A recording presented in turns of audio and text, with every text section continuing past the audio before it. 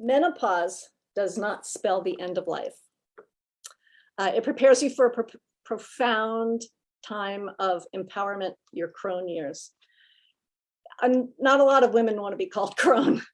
When I turned 50, I was invited by a group of older women to join their group, and they called themselves the Crones. And I was invited to a crone sleepover, and I was so excited. And I told my mom afterward that I went to a crone sleepover, and my mom was horrified. She said, "Oh my God, they call themselves the Crones?" Yeah, they do. And I proudly wear that mantle now. So my mission is to reclaim the word crone as a title of honor. I want women to look forward to, as a friend of mine said, because of you, I look forward to getting older fiercely.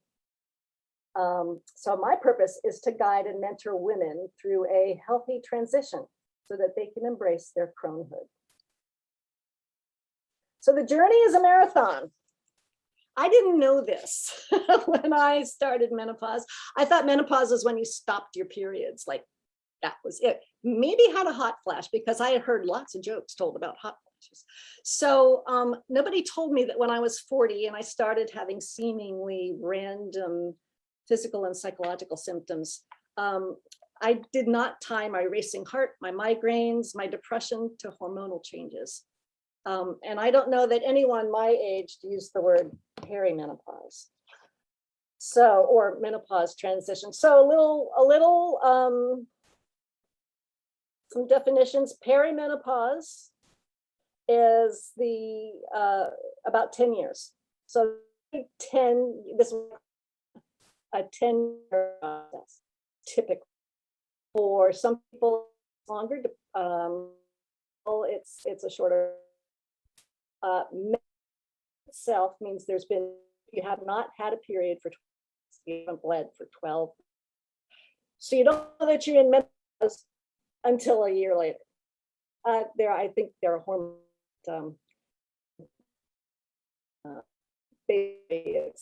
Symptoms indicate that you are in menopause, and postmenopause. Those are your crone years, and you're in postmenopause for maybe 30 years. And there's several ways to get through menopause. There's natural. That's when your hormones taper off. And there's premature menopause, which usually happens before the age of 40. Sometimes for unknown reasons, sometimes for medical conditions that could be diabetes or hypothyroidism, some brain trauma if you smoke. And then artificial menopause, when your ovaries are removed or damaged. And this is a sudden, abrupt drop in hormones, and symptoms may be more severe. So my experience was natural, but do know that everybody is different. I wanted to point out the illustrations that I have on this slide. There's in the United Kingdom, there's this thing called the Menopause, Great Britain, excuse me, the Menopause Charity. It's a foundation that is trying to raise awareness about menopause. And they have these fabulous, they're at bus stops and they are on billboards, like literally it says, lost your lubrication, vaginal dryness effects, blah, blah, blah, blah. Lost your mind, brain fog. So anyway, I just love the fact that they're trying to raise awareness. So anyway, changes are biological, but they also are linked to feelings and emotions. The obvious change is your menstrual cycle gets really wonky. You might bleed more frequently, less frequently, lighter, heavier, astonishingly so. Not to get too gross, but there were times it's like, holy cow, this came out of me. I was wearing 2 tampons. This is in the years before menstrual cups. I don't know what, anyway. Perhaps the best known or the most joked about are hot flashes. and those can last for 3 to 5 years. I managed my hot flashes by envisioning that I'm surfing. I was surfing the wave. You can also go through breathing exercises that can help. Bladder function, you might need to pee a lot, and maybe it's like being pregnant again. You might have, you might leak, especially during exercise, and it's really can be very embarrassing. And some women stop exercising because of that. So there's pelvic floor therapy. There are physical therapists who deal specifically with pelvic floor and bladder issues. So you can do that. Body composition and loss of muscle mass. This estrogen drops. This affects the way that fat is distributed through your body. So you can have quality nutrition, get regular exercise. Hormone replacement therapy can help with many of these symptoms. I did not go through hormone replacement therapy at the time when I was going through menopause. There was some wonky information that was coming out that has since been disproven. At any rate, I was encouraged to not take it because I have in my family history of heart disease, and that is what the wonky information seemed to indicate, that it increased your chances of heart disease. That has since been, that information has since changed. You know, we were talking about science and the pursuit and always questioning. Well, that information has since changed. You'd have about 10 years if you do choose to do hormone replacement therapy. There's a 10-year window where it can help with symptoms. But after that time, it really is not, it doesn't do good and may do harm. Brain function, fuzzy thinking. Why did I come into this room? For some people who have history of Alzheimer's and dementia in their family, this can be incredibly frightening. Your breast may become tingly, tender, or lumpy, just like you're pregnant again or starting at the start of your menstrual cycle. Medications that you're taking may contribute to that tenderness. Your digestion gets really weird. You make less digestive enzymes as you age, so you may develop new food sensitivities. Mine was avocado, and life without avocado is a bitch. You might get heartburn. You might get gassy. A really big change is because you lose the protection that estrogen gives you, you lose the protection that you once had against cardiovascular disease. Cardiovascular disease is the #1 killer of women over 65. So it's not breast cancer. It's not, it's the #1 killer. Stroke, hardening of the arteries, heart attack. So you want to protect yourself by better nutrition, good exercise, less stress, all of the stuff that you hear about. Dizziness and vertigo. Staying hydrated helps with that. Check your medications that you're taking. You might want to do some balance training, yoga, or dance, or other things that test and improve your balance. Hair issues. You get more hair on your lip. I mean, sometimes your hair falls out on your head. So less on my head, more on my lip. They grow overnight. It's like, what the hell is that? It's one of the side effects that I don't care for. Mood and health, mood swings. I recently wrote on my blog about the time I insisted that my husband pull the car over. I don't know what happened. I just snapped. I am not that person. And I said, pull over. I'm walking home. Thank goodness I was only 2 miles away. And by the time I got home, I was calmer. But I was ashamed of that. I was ashamed that I acted in such an irrational way. Had I known that I was in perimenopause, I don't think I would have been ashamed. I know now, I recently asked my husband, do you remember that time? He doesn't even remember it, okay? So all this time I'm thinking, oh my God, how embarrassing. I don't know what God, and my husband didn't even remember. So I have like 25 years of carrying this shame with me. I wish I had known I was in a menopause transition. Sex changes. You might have a loss of interest. Lubrication changes. There might be burning and itching. Stress management helps. Estrogen creams help. Vaginal gels help. I've tried them all. If you need recommendations, come at me. And your skin gets weird. It might get itchy. It might get oily. You might get acne again. So those are some of the symptoms. And you might have some of them. You might have all of them. They might be awful. They might be light. Everybody's different. So what can you do about it? For many symptoms, what helps are these 6 strategies. And you've heard them all your life, right? Good nutrition, alcohol in moderation, if at all, exercise regularly, practice self-compassion, prioritize sleep and recovery, manage your stress. I mean, we've heard that. We hear it over and over and over again. Well, this is last call, okay? Now is the time to get into these habits. Yeah, Sloan says she can't drink anymore. I can't anymore either for a number of reasons.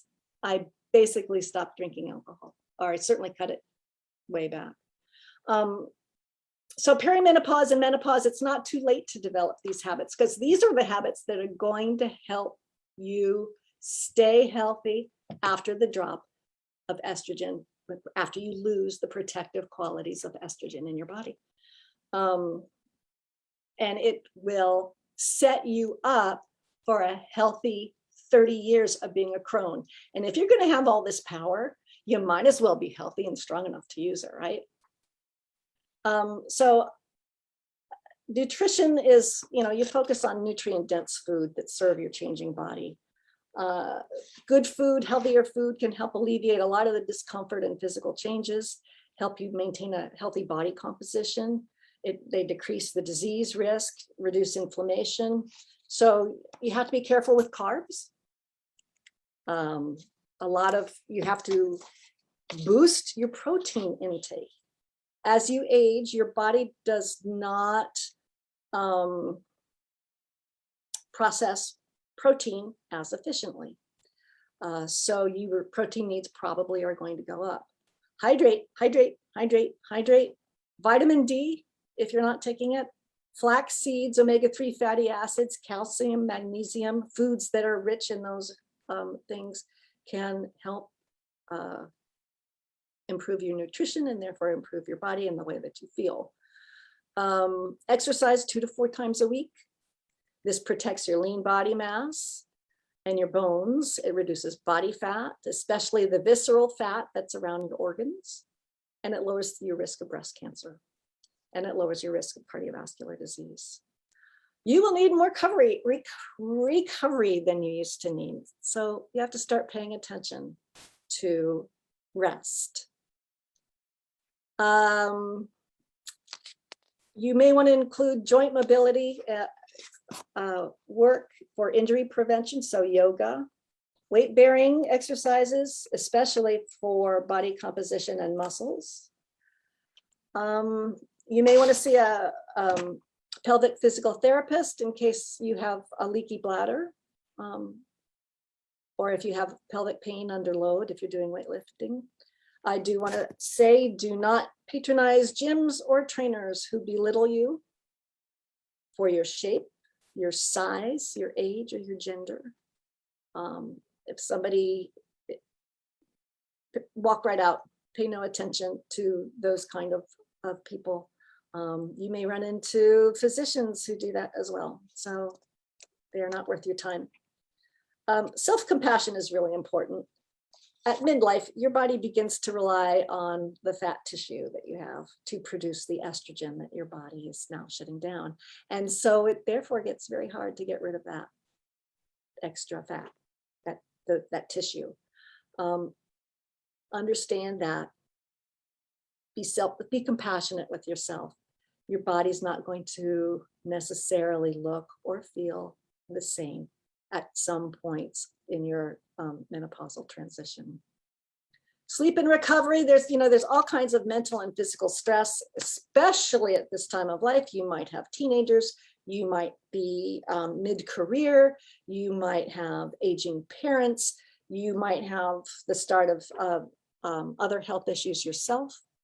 And it's really, really important to sleep. It gets really hard to sleep because you might have night sweats, which are hot flashes at night.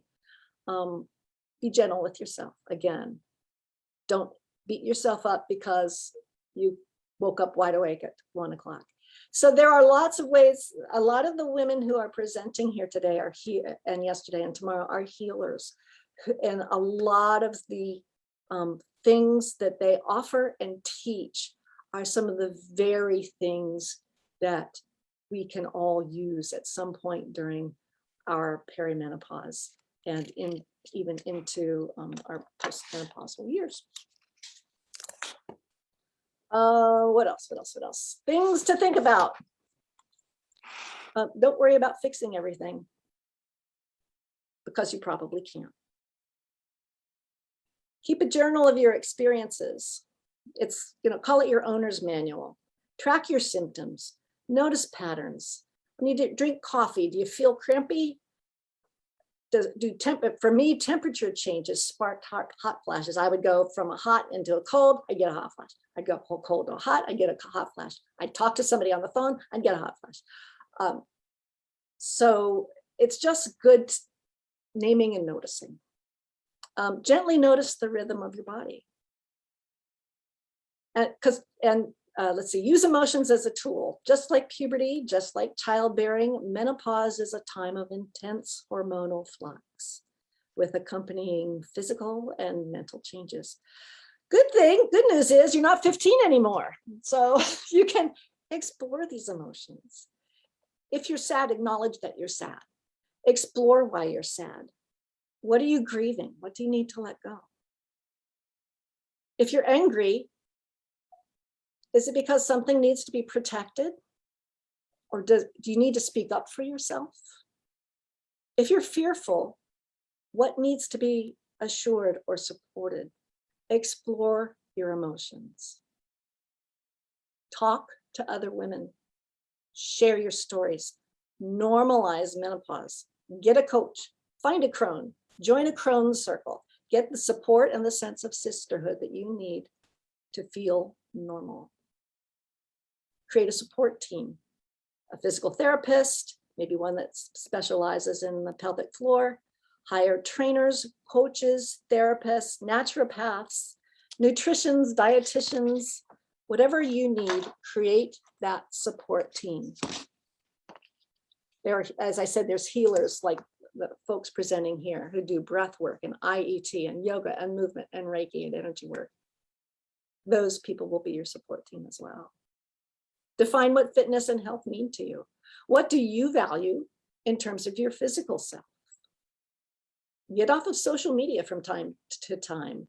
If I see another picture of some 40-year-old being praised as being old, and there are all kinds of beauty, right? Don't buy into one kind of beauty. Social media can mislead you. So take social media breaks. Don't read ads for wrinkle cream being advertised by 30-year-old people. And by all means, ration the fucks that you have to give. Save them for, you want to give a fuck about something, save it for something really good. What mountain do you want to die on?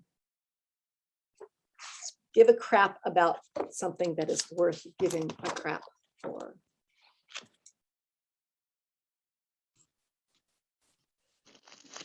Oops. oops, where am I here? There we go. Embrace your crone wisdom. Look, we've moved, look at, there's color photos here. We have left Kansas and we have gone over the rainbow, and now we're going to be crones. This woman on the redheaded woman with glasses, that's my friend Courtney. She's an author, and she wrote this on her arm, and I adored this. It says, "My crone beauty in its first youth." Oh my gosh, I love that so much. But there were other crones here. But I do like Courtney's attitude. Menopause coincides with other life changes: the empty nest, relationship adjustments, aging parents, work burnout, a desire to change, to grow. You might have a growing awareness that your life does not align with your values, just like we were talking about at the intro, finding your true north. So it might be a good time to look at your life values and see whether your behaviors and your life align with them. Find your true north. So here's my journey of becoming a crone. And my journey made me I want other people to to become crones. You will do it in your own way. Here's mine. So that picture of the little girl with the red shirt, that's me when I was about 10. And then standing in front of the car, that's me when I was about 16. And I was a girl who had a vision of becoming a strong woman.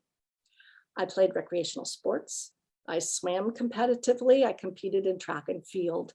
And I appreciated my body for its strength and its potential. And I dreamed of having an athletic future in college, maybe even competing in the Olympics. I knew how I wanted my body to look and how I wanted my body to work.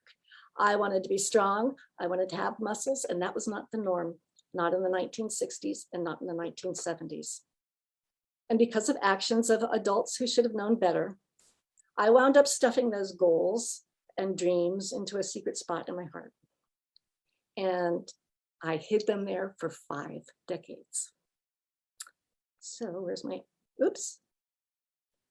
So I went through menopause the average way. I was perimenopausal through my 40s, postmenopause by 51.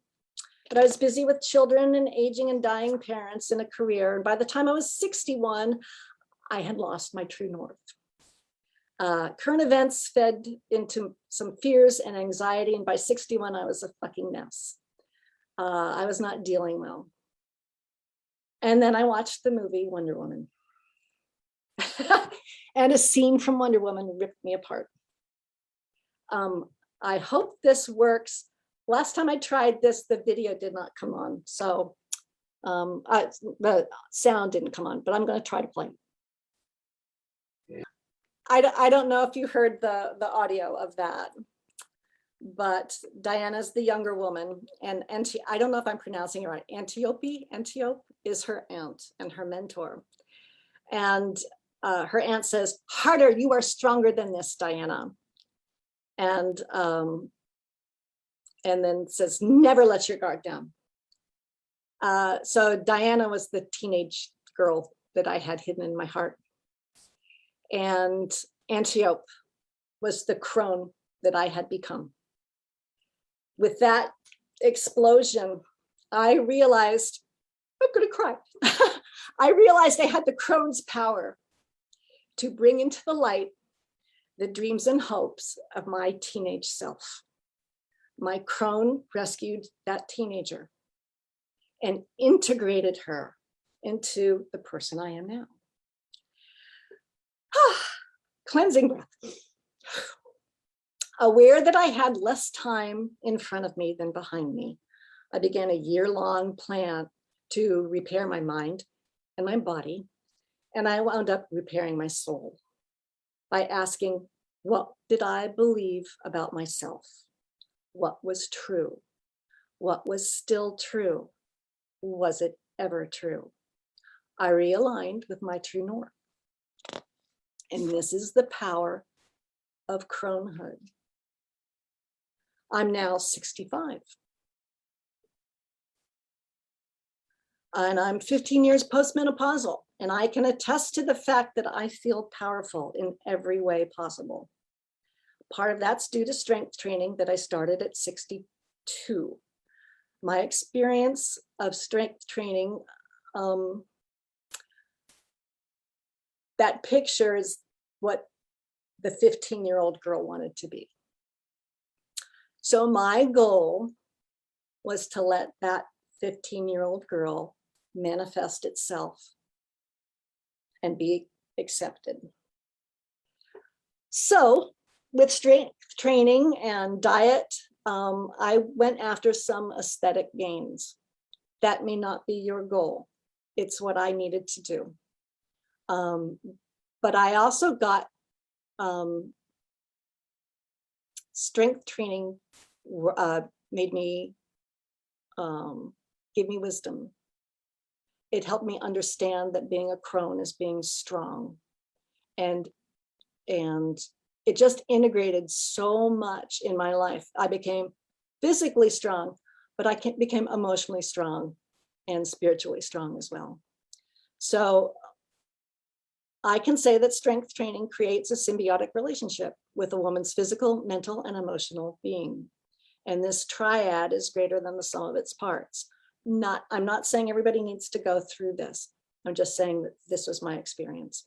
So research is showing that the brains of postmenopausal people are being rewired thanks to neuroplasticity.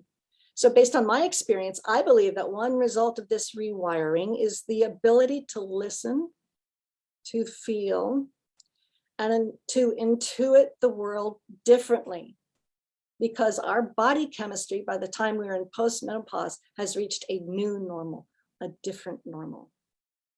I could finally hear my heart. So this goes back to Amber's presentation and presentations of everybody who preceded me, listening to your heart and integrating it with your head. I think my particular hormones calmed down enough that I could at last hear that still small voice. And at first, that still small voice was the 15-year-old girl. So the new normal allows us to cross the threshold and step into the light of our Cronehood. And our wisdom and strength emanate like a halo, the crown from which the word crone takes its name. So as crones and elders, we understand what it means to have more time behind us than ahead of us. And our acceptance of the circle of life allows us to guide our people with insight and wisdom and purpose. And this authority was once revered by societies. Jamie and I were talking about this at the outset, and it's still revered by some. But such power can be seen as threatening. And so the crone, and by extension, any aging woman, became vilified for a while. She was a witch, a hag, someone to be feared or at least marginalized. And I think it's time to reclaim that power, to embrace the change that comes with menopause, because menopause is not the end of life. It prepares you for this profound time of empowerment. Research shows that postmenopausal killer whales are the keepers of knowledge. They're the go-to creatures when the going gets tough. Giraffes recently have been found to do that. I don't think they go through menopause, but matriarchs of a giraffe group are showing their herd where to go, what to find to eat. And you may have heard about the matriarchal elephant that led her pack of 15, 300 miles across China. They're not sure why, but she led them out of their reserve and into a whole different place in China. They have been safely returned, but it was the matriarch who did that. I wish I knew why. Was she taking her herd to someplace safer? Taking her herd to where there was food? Was it a warning? I don't know, but I really do believe that crones are the ones who are going to save society.